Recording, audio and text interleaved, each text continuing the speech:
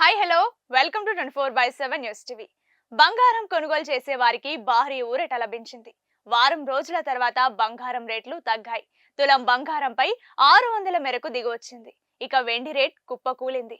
ఒక్కరోజే ఏకంగా 3000 మేర పడిపోయింది. గ్లోబల్ మార్కెట్లో రేట్లు తగ్గడమే ఇందుకు కారణం.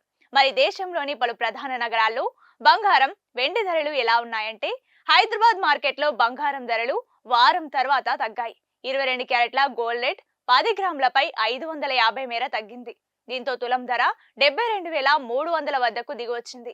మరోవైపు 24 క్యారెట్ల మేలిమి గోల్డ్ రేట్ తులానికి 600 మేర పడిపోయింది.